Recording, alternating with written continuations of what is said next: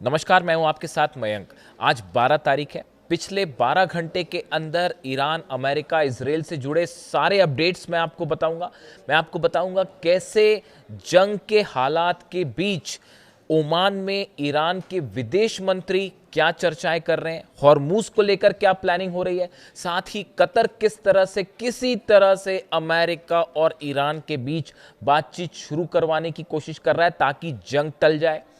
Donald Trump और Saudi के crown Prince के बीच में क्या चर्चाएं हो रही है, और इजराइल और अमेरिका के जंगी जहाजों की संख्या कैसे बढ़ती जा रही है। खासकर हॉर्मूज में अमेरिका का aircraft carrier Abraham Lincoln Iran के बेहद करीब पहुंच चुका है, सिर्फ 150 मील की दूरी पर। ऐसे में अब आगे क्या हो सकता है, इसको लेकर हम चर्चाएं करेंगे।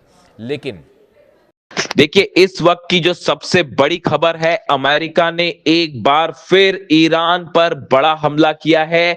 ईरान के 10 शहरों में धमाके हुए हैं। देखिए, जो खबरें हैं उसके मुताबिक बंदर अब्बास पे हमला किया गया है, सिरिक आइलैंड पर हमला किया गया है, यहां पे 4 से 5 धमाके हुए हैं। चाबार पोर्ट पर एक बार फिर निशाना बनाया गया है। हैदिंजान इलाके में धमाकों की आवाजें आ रही हैं। मशहर में 5 धमाके हुए हैं। अब्दान इलाके में कई धमाकों की खबरें हैं। और बुशहर में एक बार फिर 10 से ज्यादा ठिकानों पर मिसाइल और फाइटर जेट से हमले किए गए हैं। बुशहर में ये बड़ा हमला है। इसके अलावा कोनार्क जो है उसको भी एक बार फिर निशाना बनाया गया है। यानी करीब 10 शहरों में हमले किए गए हैं अमेरिका की तरफ से। और गौर करने वाली बात यह है कि ये हमले बहरीन से किए गए हैं। बहरीन में अमेरिका के जो बेस है वहां से मिसाइल्स दागी गई है, वहां से फाइटर जेट्स ने टेक ऑफ किया है। इस तरह की शुरुआती खबरें हैं। देखिए, हालात इस समय यह है कि एक बार फिर ईरान और अमेरिका के बीच जबरदस्त जंग छिड़ चुकी है। और जो खबरें थी उसके मुताबिक बीती रात हॉर्मूज में साइप्रस के एक जहाज को ईरान ने निशाना बनाया, आईआरजीसी ने निशाना बनाया। ईरान का कहना था कि ये साइप्रस का फ्लैग वाला जो जहाज था ये गलत तरीके से हॉर्मूज पार करने की कोशिश कर रहा था। जो रास्ता ईरान ने बताया है, आईआरजीसी ने बताया है, उसको बाईपास करते हुए एक बार फिर ओमान के करीब से ये जहाज ने हॉर्मूज को पार करने की कोशिश की, जिसकी मनाही कर रखी है ईरान ने। जिसका नतीजा ये हुआ कि आईआरजीसी ने इसके ऊपर मिसाइल अटैक किए और ये जहाज धू धू कर जलने लगा। इस पर कई क्रू भी मौजूद हैं जिनके रेस्क्यू का काम इस समय जारी है। तो देखिए, जैसे ही ये साइप्रस के जहाज पर हमले की खबरें आई उसके बाद अमेरिका ने एक बार फिर जो है ईरान को निशाना बनाया, ईरान पर हमले शुरू कर दिए। अब जो खबरें इस वक्त आ रही हैं उसके मुताबिक ईरान ने जबरदस्त पलटवार भी शुरू कर दिया है और बहरीन को निशाना साधते हुए कई मिसाइल्स लॉन्च कर दी गई हैं। ये लेटेस्ट खबरें आ रही हैं, ईरान ने पलटवार शुरू कर दिया है। देखिए, कल जिस तरह से ईरान के सुप्रीम लीडर मुस्तफा खामनेई का संदेश आया सामने, उसने पूरी दुनिया में सनसनी फैला दी। मुस्तफा खामनेई ने ऐलान कर दिया है कि अली खामनेई साहब की शहादत का बदला लिया जाएगा। ईरान में जिन लोगों को शहीद किया गया है उनके कत्ल का, उनके खून का बदला लिया जाएगा। सबकी नजरें इस बात पे थी कि मुस्तफा खामनेई की तरफ से क्या संदेश आएगा। देखिए, अली खामनेई साहब की को सुपुर्द खाक करने के बाद जो है कल दुआओं का दौर पूरे ईरान में देखा गया। अगले कई दिनों तक जो है दुआओं का ये दौर चलता रहेगा। कई जगह सभाएं हुई।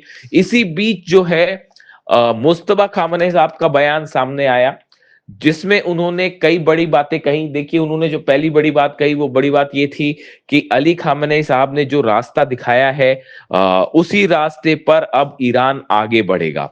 उन्होंने कहा कि इमाम हुसैन ने हमें जो रास्ता दिखाया उस रास्ते पे हम आगे बढ़ेंगे। यानी उन्होंने इमाम हुसैन का भी जिक्र किया। और तीसरी बड़ी बात उन्होंने ये कही कि अली खामनेई साहब की शहादत का बदला ईरान मांग रहा है और मेरी कौम इस बदले को पूरा करेगी चाहे जो करना पड़े। देखिए ये बहुत बड़ा संदेश था, जिसके बाद पूरी दुनिया में जो है वो ये खबरें छा गई कि मुस्तफा खामेनी की तरफ से ये ऐलान हो गया है कि हम हत्यारों से बदला लेंगे। उन्होंने नाम नहीं लिया, लेकिन सीधा इशारा डोनाल्ड ट्रंप की तरफ था। डोनाल्ड ट्रंप जिस तरह से बार बार ये कह रहे हैं कि मेरे पे हमला हो सकता है और अगर मुझे कुछ हुआ तो मिसाइल दाग दी जाएंगी, इस तरह के बयान कल डोनाल्ड ट्रंप की तरफ से सामने आए। कई एक्सपर्ट्स का यह मानना है कि डोनाल्ड ट्रंप को अब हमले का खौफ सता रहा है, डोनाल्ड ट्रंप को हमले का डर लग रहा है। जिस तरह से करोड़ों लोग ईरान में सामने आए और उन्होंने मांग की अली खामेनी साहब के जनाजे के दौरान कि हत्यारों से बदला लिया जाए, उसके बाद अब मुस्तफा खामेनी का ये संदेश इस बात को बता रहा है कि किसी भी तरह की बातचीत, समझौता, उन चीजों से बात अब एक बार फिर बहुत आगे निकल चुकी है। और अब जो हमले हुए हैं 10 शहरों में, ये तीसरी बार हमला है एक हफ्ते के अंदर। देखिए खबरें ये भी सामने आई, हमने आपको पहले ही बताया था कि बुशर में जो पिछले हमले हुए, उन हमलों में इजराइल का हाथ था। ये बात अब खुलकर सामने आ गई है कि इजराइल की तरफ से बुशर में हमले किए गए, ऐसा कहना है ईरान का। लेकिन आज जो हमले हुए हैं, इन हमलों में अमेरिका के फाइटर जेट शामिल थे। अमेरिका का एयरक्राफ्ट कैरियर अब्राहम लिंकन जो है वो ईरान के करीब मौजूद है, ओमान की खाड़ी में है। करीब 19 डिस्ट्रॉयर्स ऐसे हैं, 19 जंगी जहाज ऐसे हैं अमेरिका के, जो ओमान की खाड़ी के आसपास मौजूद हैं। इसी के साथ ही बड़ी संख्या में F-35 जेट्स का, F-16 जेट्स का मूवमेंट देखने को मिल रहा है। यानी ईरान को घेरने की तैयारी शुरू हो गई है बड़े स्तर पर। और यह भी बताया जा रहा है कि अमेरिका की कोशिश है कि इस बार अगर ईरान के खिलाफ बड़ा एक्शन होता है, जंग होती है, तो नेटो देशों को भी इसमें शामिल किया जाए। ये अपने आप में एक बड़ा डेवलपमेंट है। अमेरिका की कोशिश है कि नेटो को भी, जितने देश हैं उनको भी अमेरिका के खिलाफ जंग में शामिल किया जाए। एक अहम खबर से मैं आगे बढ़ना चाहूँगा। डोनाल्ड ट्रंप का बयान आपने देखा। डोनाल्ड ट्रंप के बड़े 2-3 रोचक बयान सामने आए हैं, जिसमें ऐसा लगता है मानो डोनाल्ड ट्रंप का खौफ और डर अब सबके सामने आना शुरू हो गया है। वो ये कह रहे हैं कि अगर मुझ पर हमला हुआ तो 1000 मिसाइल्स ईरान पर दाग दूंगा। ये बयान आपने कल सुना होगा कि उन्होंने सोशल मीडिया पर लिखा कि मैंने अमेरिका की सेना को आदेश दे रखा है कि अगर मेरे पे हमला होता है तो उसके बाद ईरान पर कैसे हमले किए जाएंगे, 1000 मिसाइल्स दाग दी जाएंगी, कई साल तक हमले किए जाएंगे, हम ईरान का नामो निशान मिटा देंगे। इस तरह की बातें उन्होंने की। तो बड़े सारे एक्सपर्ट्स जो एनालाइज करते हैं डोनाल्ड ट्रंप, उनका कहना है, उनका ऐसा मानना है कि अब ये क्या डोनाल्ड ट्रंप का डर सामने आ रहा है, डोनाल्ड ट्रंप को खौफ है किसी चीज़ का। बताया जाता है मोसाद ने इनपुट दिया, जैसी खबरें चल रही थी कि मोसाद की तरफ से इनपुट आया और नेतन्याहू ने ये जानकारी दी डोनाल्ड ट्रंप को कि ईरान जो है वो हमला कर सकता है, डोनाल्ड ट्रंप को निशाना बना सकता है। उसके बाद इस तरह की तमाम बातें अमेरिका में भी उस पर चर्चाएं शुरू हो गई हैं। इन सब के बीच देखिए ईरान के, इसका जिक्र मैं फिर इसलिए कर रहा हूँ, ईरान में IRGC के चीफ अहमद वाहिदी साहब का एक बयान सामने आया है इसी मामले से जुड़ा, डोनाल्ड ट्रंप के इस पूरे मामले से जुड़ा कि मेरी मौत हुई तो कोई नहीं बचेगा। पहले उन्होंने ये कहा, फिर अब ये 100 मिसाइल दाग दूंगा अगर मुझ पर हमला हुआ तो अहमद वाहिदी साहब ये कह रहे हैं, IRGC चीफ कह रहे हैं, seeking justice for those slain in the एलिज्ड US Israeli strike remains a legitimate and unforgettable demand. वो ये कह रहे हैं अमेरिका और इजराइल ने ईरान में जिन लोगों को शहीद किया है उनका बदला लेना एक लेजिटिमेट और अनफॉरगेटेबल डिमांड है। यानी हम कभी इस बात को नहीं भूलेंगे कि ईरान में जिन लोगों को शहीद किया गया उनकी शहादत को हम कभी नहीं भूलेंगे, और उनका बदला लेना पूरी तरह से वैधानिक और लेजिटिमेट डिमांड है। ये कौन कह रहा है? ये IRGC के चीफ कह रहे हैं। देखिए डोनाल्ड ट्रंप के इस खौफ का एनालिसिस कर रहे हैं हम। डोनाल्ड ट्रंप ये जो डर दिखा रहे हैं कि भाई कहीं मुझ पे हमला ना हो जाए, और अपना प्लेन बदलना पड़ गया उनको, और अपना रूट भी जो है बार बार बदलना पड़ गया उनको वापस जाते वक्त नेटो से। तो इसकी क्या वजह थी, ये इसके पीछे की हकीकत हम इसको एनालाइज कर रहे हैं। देखिए जो गुस्सा देखने को मिला अली खामेनी साहब की फ्यूनरल के दौरान, उनके जनाजे के दौरान, जो तस्वीरें, जो डिमांड, जो नारे सामने आए ईरान से, उसने दरअसल हकीकत ये है कि पूरे अमेरिका को हिला कर रख दिया। जब 9 करोड़ लोग एक साथ अगर बदले की मांग करें, सड़कों पर आंसुओं का जो है वो सैलाब था और हर आंसू में आक्रोश था और ये मांग हो रही थी कि बदला लो बदला लो। उसको देखकर, उस अली खामनेई साहब के जनाजे की तस्वीरें देखकर अमेरिका के बड़े बड़े एक्सपर्ट ये कहना शुरू कर चुके हैं कि अब ईरान किसी सूरत में ना यूरेनियम देगा ना न्यूक्लियर डील करेगा, चाहे डोनाल्ड ट्रंप अपना जो करना है कर ले।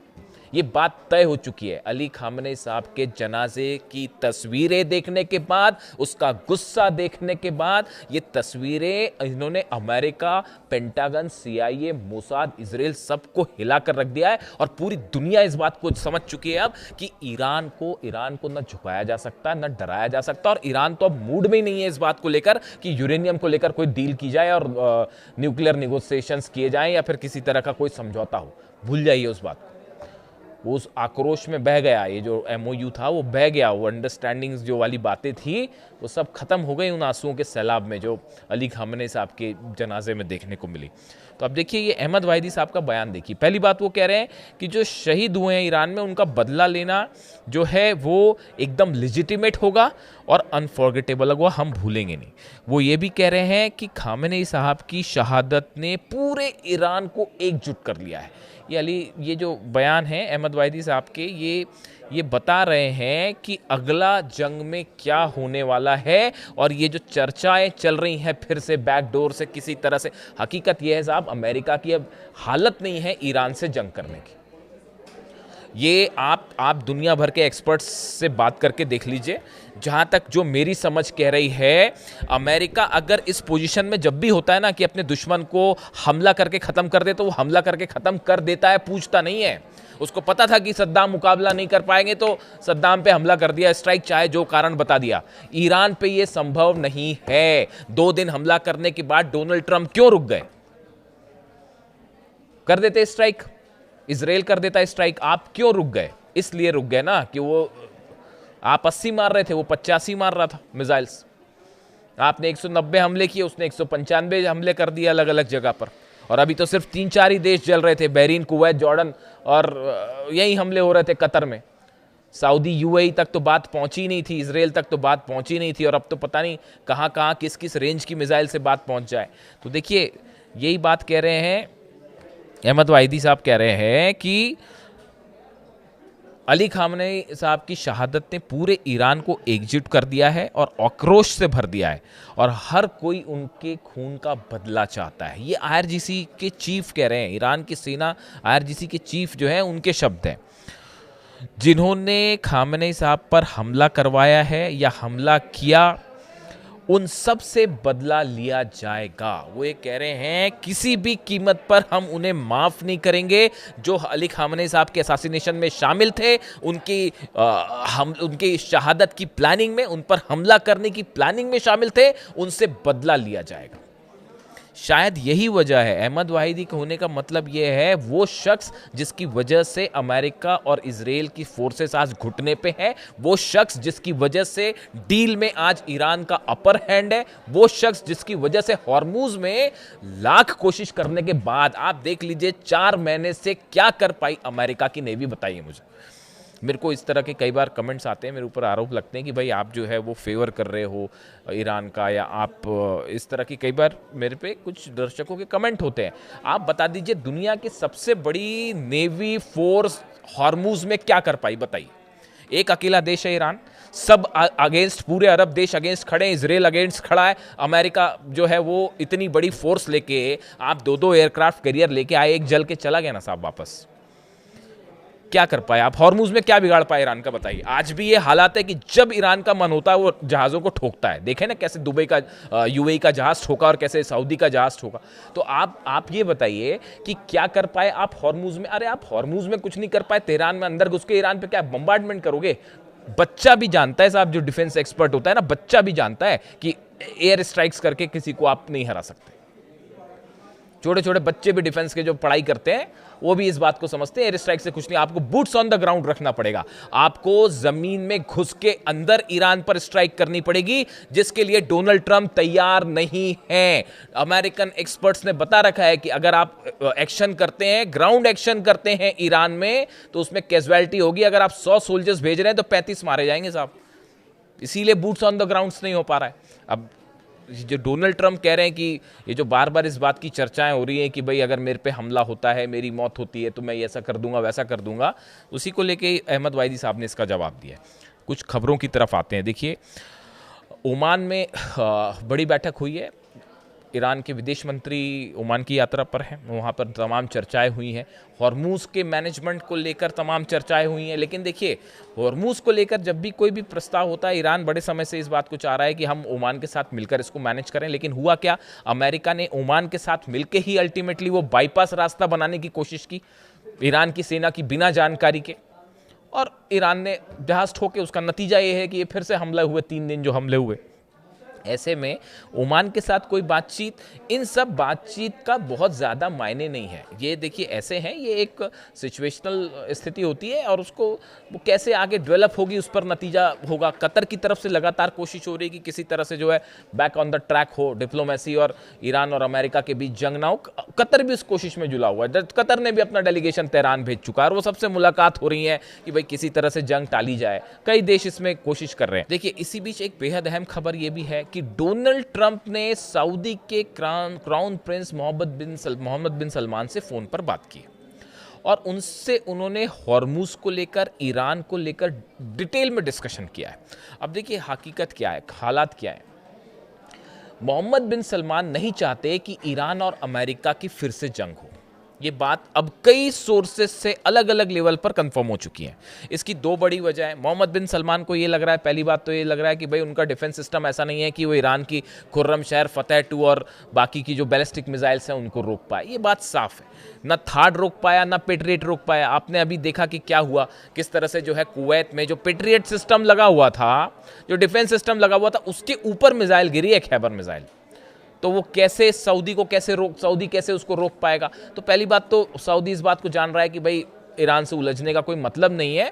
वो 40 दिन की जंग में सब साफ हो चुका है कौन किस पर भारी, पहली बात। दूसरी बात, सऊदी को ये लग रहा है कि भाई जो मोहम्मद बिन सलमान का जो बड़ा इकोनॉमिक एजेंडा है 2030 को लेकर, हालांकि वो ऑलरेडी डिले हो चुका है, पोस्टपोन हो चुका है, इतना बड़ा नुकसान हो गया है मिडिल ईस्ट में। तो उनको लगता है कि अगर जंग होती है तो उससे भी बड़ा नुकसान हो जाएगा, ऑयल रुक जाएगा, इन्वेस्टमेंट रुक जाएगा। तो वो एक जो इकोनॉमिक प्लान लेके चल रहे हैं सऊदी का, वो तेल लेने चला जाएगा।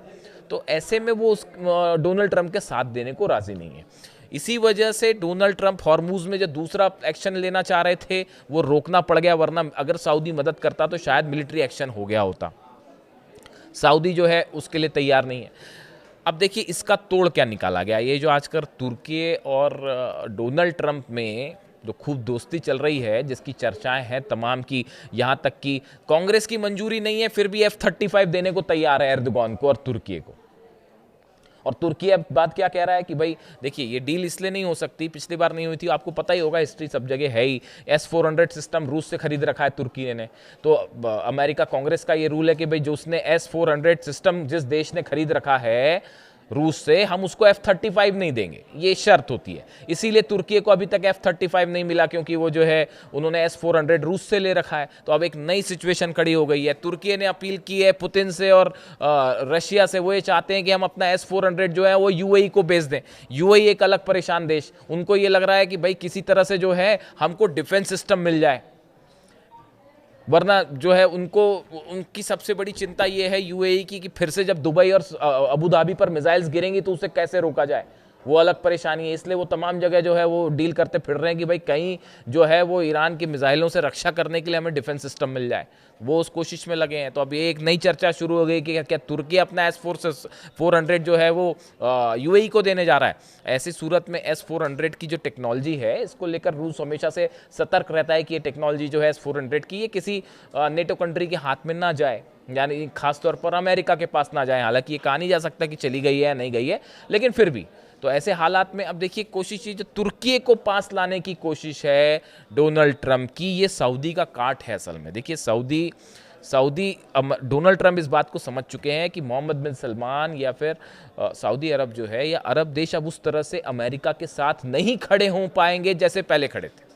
पैसा देना एक अलग बात होती है साहब, जंग करना एक अलग बात होती है, तो वो नहीं होंगे। इसीलिए इस पूरे क्षेत्र में एक नए मजबूत सहयोगी के रूप में एर्दोगान को देख रहे हैं और तुर्की को देख रहे हैं। ये सऊदी का प्रभाव कम करने की कोशिश है, लेकिन समस्या ये है कि जब ईरान से जंग की बात होगी तो सऊदी का रोल हमेशा अहम होगा और मोहम्मद बिन सलमान उसके लिए राजी नहीं है। तो अब ट्रंप ने फिर बात की है कि हॉर्मुज को लेकर क्या किया जाए। इस तरह की जो खबरें सामने आई कि अमेरिका का ये कहना है कि हम बात तभी करेंगे जब ईरान इस बात की गारंटी दे कि हॉर्मुज पूरी तरह से खुला रहेगा। अरे माय डियर फ्रेंड, वो तो पहले ही खुला हुआ था। ईरान ने कब बंद किया था हॉर्मुज? वो तो पहले से खुला हुआ था। अपनी ब्लॉकेट्स और 17 वॉरशिप लेकर तो आप वहां पर पहुंचे थे।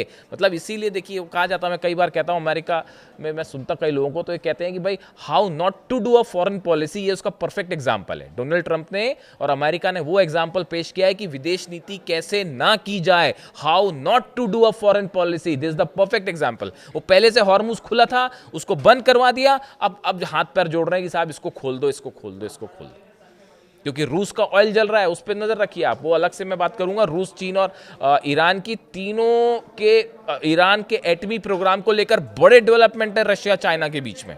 तो सिर्फ डोनाल्ड ट्रंप अपनी प्लानिंग नहीं कर रहे, रूस चीन भी बड़ी मजबूत प्लानिंग में है, उस पर अलग बात करेंगे। तो अभी हालात ये है कि सलमान से बात की है, मोहम्मद बिन सलमान से जो है ट्रंप ने बात की है। हॉर्मुज को लेकर भी अमेरिका कुछ नहीं कर पा रहा।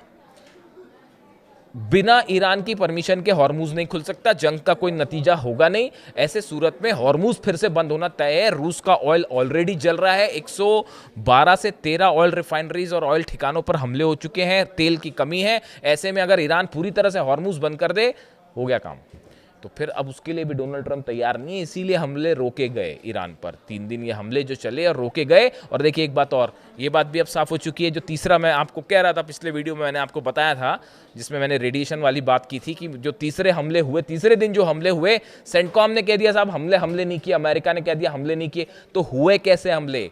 यही शक मैं जता रहा था बार बार आपको कि इजराइल के फाइटर जेट्स भी इसमें शामिल थे। जो हमले अमेरिका की तरफ से हो रहे थे, इजराइल का उसमें नाम नहीं था, लेकिन इजराइल के फाइटर जेट्स उसमें शामिल थे। और तीसरे दिन शायद ये बात हुई कि कोऑर्डिनेशन की कुछ कमी हुई और इजराइल ने अपने हमले जारी रख दिए और वो 3 जगह धमाके हो गए। और ये बात साफ हो गई, इसलिए ईरान ने ये कहा है, अब ईरान ने साफ ऐलान कर दिया है कि अब हमला कोई भी करे हम पे, चाहे अमेरिका हमला करे, चाहे कोई अरब देश हमला करे, नतीजा ये होगा कि साहब इजराइल पर तो हम हमला जरूर करेंगे। ये ईरान का ऐलान हो गया है कि अब हमला हम पे कोई भी करेगा, चाहे डोनाल्ड ट्रंप करवाए, चाहे सऊदी करवाए, चाहे यूएई करवाए या कोई अरब देश करवाए, अगर ईरान पर हमला होता है, स्ट्राइक होती है, तो our first target will be Israel. हम इजराइल पर हमला जरूर करेंगे। तो वो जो एक कॉन्स्पिरेसी थी वो सामने आ गई है। और बुशर पर जो आखिरी दिन हमले हुए हैं, बुशर के कोर प्लांट से बड़े कुछ मीटर की दूरी पर ही मिसाइल्स गिरी हैं। इसने इजराइल, इस एक्शन ने रूस को खास तौर पर अलर्ट कर दिया है। बताया जा रहा है कि पुतिन ने खुद बात की है ईरान के बड़े अधिकारियों के साथ कि अगर बुशर के प्लांट से रेडिएशन हो गया तो उसका क्या होगा और उसे कैसे रोका जाए। इसको लेकर चर्चाएं शुरू हो गई हैं। यानी माना जा रहा है कि बुशर प्लांट निशाने पे, देखिए नतांज, फोर्दो, इस्फहान से अब रेडिएशन नहीं होगा। वहाँ तो जो कुछ है मलबे के नीचे साहब, अब उस पर कुछ नहीं होगा हमला, वहाँ से रेडिएशन नहीं होगा। रेडिएशन होगा इस बुशर के प्लांट से, जहाँ पर 2 न्यूक्लियर रिएक्टर्स इस समय काम कर रहे हैं और सेंट्रीफ्यूजेस लगे हैं। वो मिसाइल अगर उस दिन गिर गई होती उस बुशर के ऊपर, प्लांट के ऊपर, तबाही मच गई होती, तबाही। इसको लेकर रूस की तरफ से बड़े अलर्ट हैं, प्लान तैयार हैं। तो इन हालात में दोनों तरफ से बड़ी जंग की तैयारी है। ईरान की तरफ से बताया जा रहा है, जो धमकी आई कि 1000 मिसाइल दाग देंगे, उसके बाद ऐसी भी खबरें हैं ईरान से कि ईरान ने अपनी 1000 मिसाइल्स रेडी कर ली हैं। यानी अमेरिका की 1000 मिसाइल वर्सेस ईरान की 1000 मिसाइल्स। इससे जुड़ा जो भी अपडेट होगा आप तक पहुंचाऊंगा। वीडियो कैसा लगा ज़रूर बताइए। Thank you so much.